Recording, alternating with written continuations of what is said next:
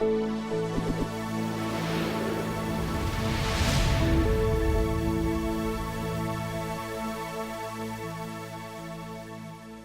name is Angelica Shamirin, and I'm Climate Change Advisor of GEF Small Grants Program implemented by UNDP. The Small Grants Program works with local communities and indigenous people. Work with indigenous people is one of our focus, and a very interesting and remarkable initiative we are now implementing is Indigenous Fellowship, for which we award to prominent indigenous activists around the world. One of them who won our fellowship in climate change in Morocco is Zahra Hussain, a remarkable woman, an environmental journalist and producer and lead of her own radio show in Morocco. Also activist for the rights of women and for the communities of Oasis with their special culture and also vulnerability to climate change. So I would like to present Zahra, who will tell a little bit more about her work. Tout d'abord, je tiens à vous remercier pour l'occasion que vous m'avez offerte, ainsi que je remercie infiniment le programme de microfinancement du Fonds mondial de l'environnement de m'avoir choisi parmi d'autres collègues boursières internationaux sur les changements climatiques. Je m'appelle Zahra Hussain. En tant que journaliste et militante associative d'origine oisienne travaillant en langue amazigh, langue des communautés locales des Oisiens marocains. La bourse me permet de réaliser mes convictions journalistiques et associatives, améliorer mon travail de journaliste environnemental et promouvoir, améliorer mes connaissances et mes compétences dans le domaine de l'environnement et du changement climatique. Grâce à la bourse, j'ai participé à des rencontres internationales qui ont une grande envergure, comme la COP 22, la COP 24 sur le changement climatique et la COP 14 sur la biodiversité. Ma participation à ces événements m'a permis une bonne maîtrise des outils et des techniques de communication, de sensibilisation, de plaidoyer sur la protection de l'environnement, la préservation des ressources naturelles et de lutte contre le changement climatique. L'échange et le partage d'idées et des expériences avec d'autres participants venant de partout au monde favorise par ces rencontres me permet d'enrichir mes connaissances et d'entamer des actions en faveur des citoyens de mon pays. C'est aussi des occasions à ne pas rater pour une activiste que je suis pour présenter le savoir-faire traditionnel de ma communauté. C'est de ce que je suis fière.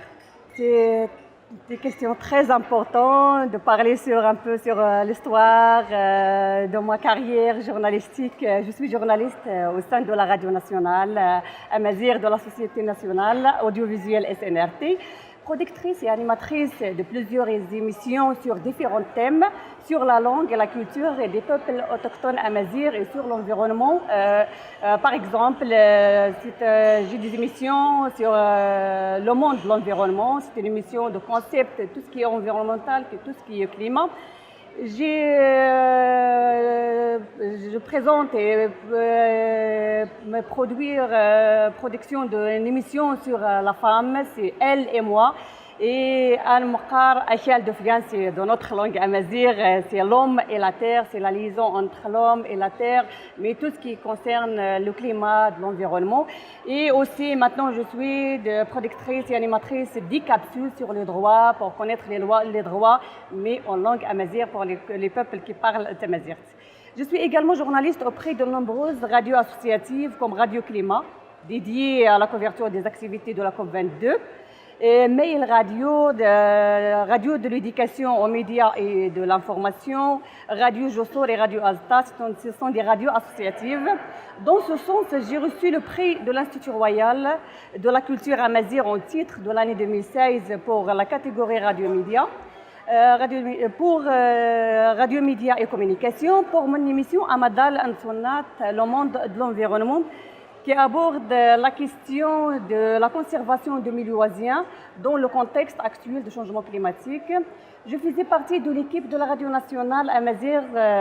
Comment dire, je parle un peu sur mon carrière, sur un peu d'histoire.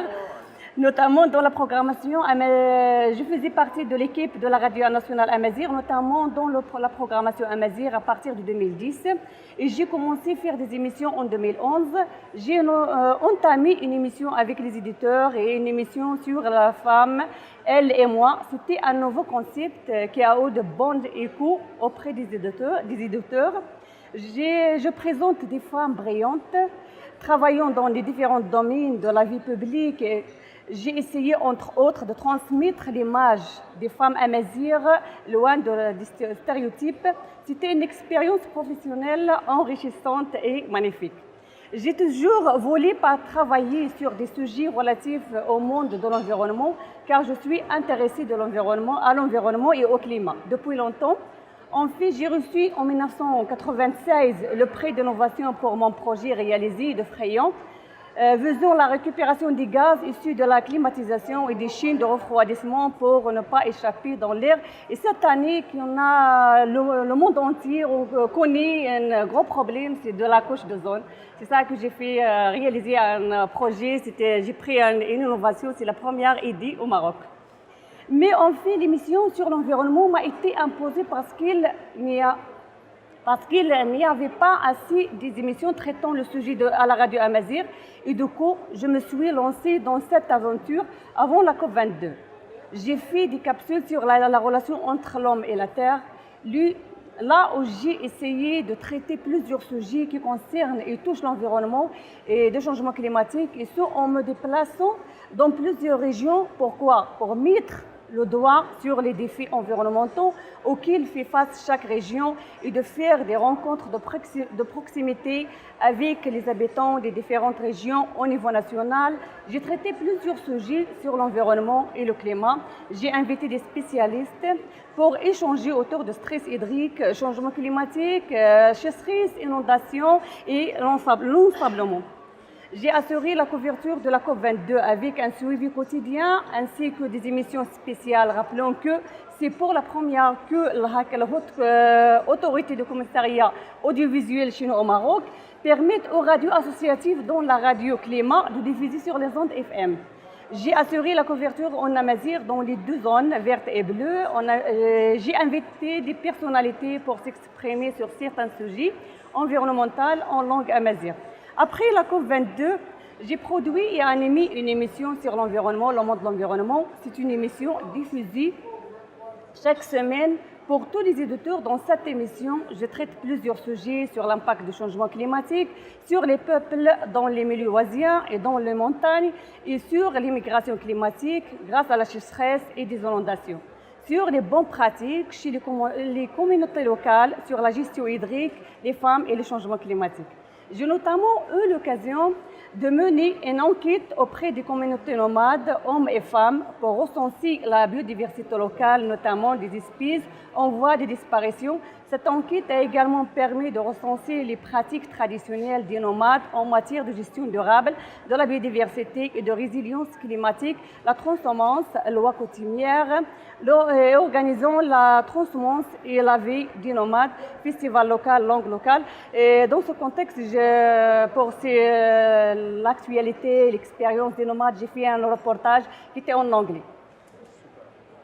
J'ai également réalisé des émissions radio sur l'Khtara, système d'irrigation traditionnel au milieu oisien, et comment cette pratique traditionnelle transmise depuis des générations et gérée par le Jma'a, c'est une instance coutumière locale, selon des lois coutumières, gouverne la distribution durable des eaux, la conservation de la biodiversité oisienne et résilience climatique, cela avec la participation des autorités, des experts, des représentants et des communautés locales. Réalisation des émissions radiophoniques en langue amazigh sur la protection de l'environnement et le changement climatique à travers les médias. Comment on peut arriver à influencer les peuples à agir dans le sens de respect de l'environnement et des ressources naturelles et de lutter contre la dégradation.